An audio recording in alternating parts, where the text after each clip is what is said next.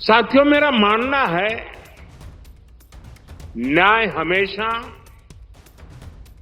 सरल और स्पष्ट होता है, लेकिन कई बार प्रक्रियाएं उसे मुश्किल बना देती है।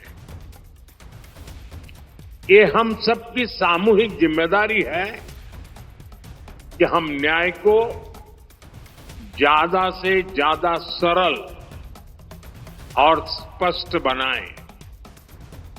और मुझे संतोष है कि देश ने इस दिशा में कई ऐतिहासिक और निर्णायक कदम उठाए हैं।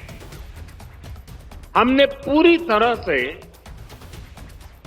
अप्रासंगिक हो चुके सैकड़ों कॉलोनियल कानूनों को रद्द किया है। आजादी के इतने दशक बाद गुलामी की मानसिकता से उभरते हुए देश ने इंडियन पिनल कोड की जगह भारतीय न्याय संहिता को एडॉप्ट किया है। दंड की जगह न्याय, ये भारतीय चिंतन का आधार भी है।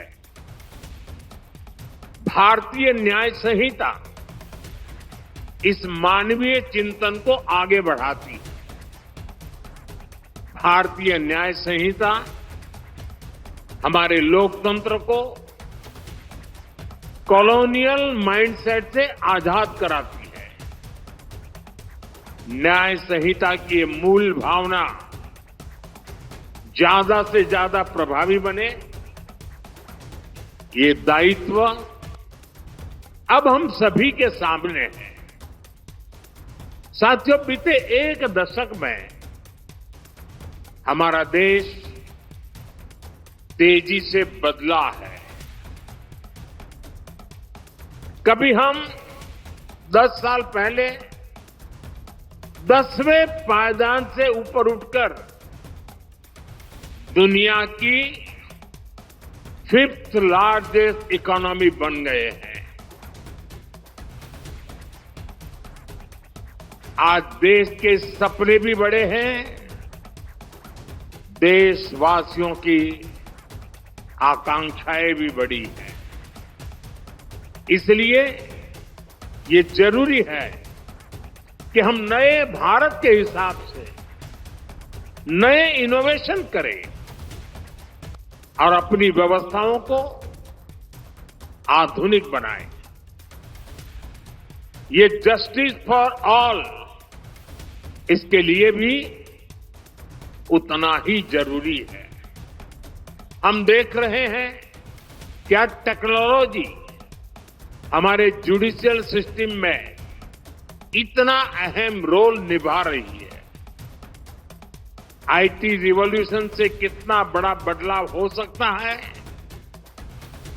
हमारा ई कोर्ट्स प्रोजेक्ट इसका सबसे बड़ा उदाहरण है। आज देश में 18,000 से ज्यादा कोर्ट्स कंप्यूटराइज हो चुकी है। मुझे बताया गया है कि नेशनल जुडिशियल डेटा ग्रिड से 26 करोड़ से ज्यादा मुकदमों की जानकारी एक सेंट्रलाइज्ड ऑनलाइन प्लेटफॉर्म पर जुड़ चुकी है। आज पूरे देश की 3,000 से ज्यादा कोर्ट कॉम्प्लेक्सेस और 1,200 से ज्यादा जेलें वीडियो कॉन्फ्रेंस से जुड़ गई हैं। और मुझे खुशी है कि राजस्थान भी इस दिशा में काफी तेज गति से काम कर रहा है। यहां सैकड़ों अदालतें कंप्यूटराइज हो चुकी है। पेपरलेस कोर्ट्स, ई फाइलिंग, समन के लिए इलेक्ट्रॉनिक सर्विस, वर्चुअल हियरिंग की व्यवस्था, ये कोई सामान्य बदलाव नहीं है। हम एक सामान्य नागरिक के दृष्टिकोण से सोचे तो दशकों से हमारे यहां कोर्ट के आगे चक्कर शब्द, तो बुरा मत मानना, चक्कर शब्द मैंडेटरी हो गया था। कोर्ट का चक्कर, मुकदमे का चक्कर, यानी एक ऐसा चक्कर जिसमें फंस गए तो कब निकलेंगे कुछ पता नहीं।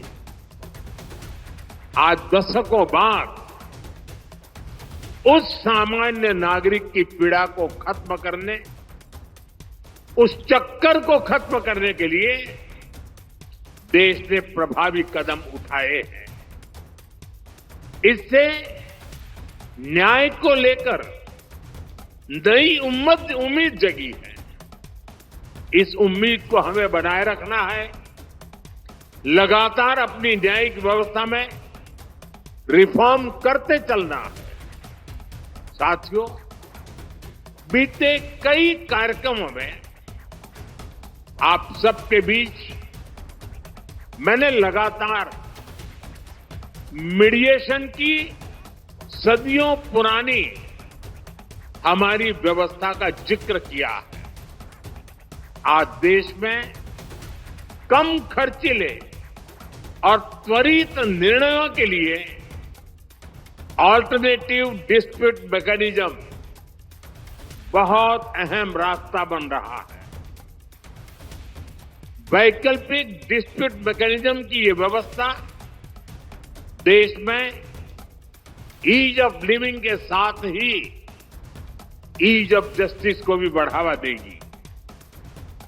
कानूनों में बदलाव करके, नए प्रावधान जोड़कर सरकार ने इस दिशा में कई कदम उठाए हैं। न्यायपालिका के सहयोग से ये व्यवस्थाएं और ज्यादा सशक्त होगी। साथियों, हमारी न्यायपालिका ने निरंतर राष्ट्रीय विषयों पर सजगता और सक्रियता की नैतिक जिम्मेदारी निभाई है। कश्मीर से आर्टिकल 370 हटाने का देश के संवैधानिक एकीकरण का उदाहरण हमारे सामने है। सीए जैसे मानवीय कानून का उदाहरण हमारे सामने है। ऐसे मुद्दों पर राष्ट्रहित में स्वाभाविक न्याय क्या कहता है, यह हमारी अदालतों के निर्णयों से पूरी तरह से स्पष्ट होता रहा है। हाईकोर्ट से लेकर सुप्रीम कोर्ट तक न्यायपालिका ने अनेकों बार ऐसे विषयों पर राष्ट्र प्रथम, नेशन फर्स्ट के संकल्प को सशक्त किया है। जैसे आपको ध्यान होगा, अभी इसी 15 अगस्त को मैंने लाल किले से सेक्युलर सिविल कोड की बात की है। इस मुद्दे पर भले ही कोई सरकार पहली बार इतनी मुखर हुई हो, लेकिन हमारी जुडिशरी दशकों से इसकी वकालत करती आई है। राष्ट्रीय एकता के मुद्दे पर न्यायपालिका का यह स्पष्ट रूप न्यायपालिका पर देशवासियों में भरोसा और बढ़ाएगा।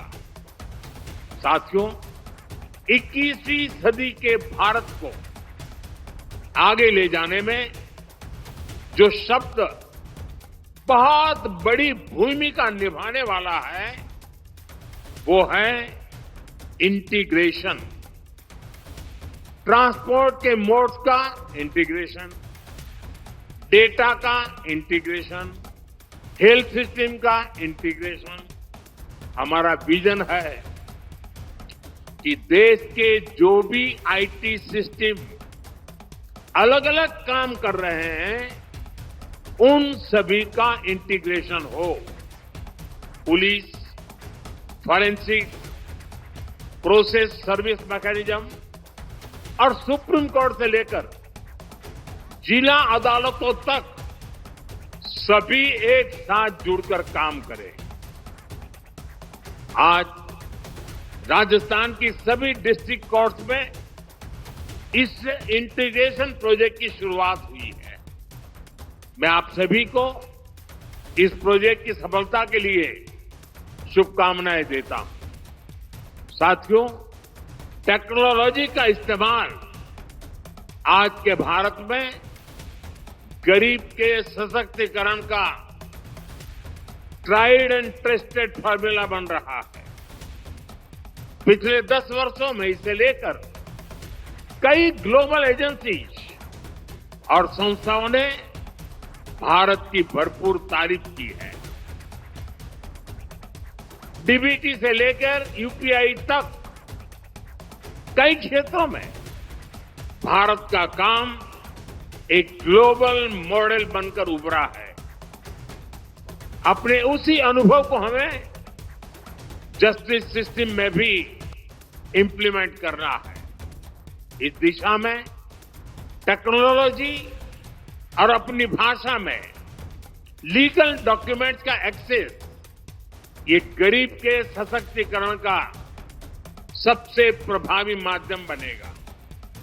सरकार इसके लिए दिशा नाम के इनोवेटिव सॉल्यूशन को भी बढ़ावा दे रही है। हमारे लॉ स्टूडेंट्स और अन्य लीगल एक्सपर्ट्स इस अभियान में हमारी मदद कर सकते हैं।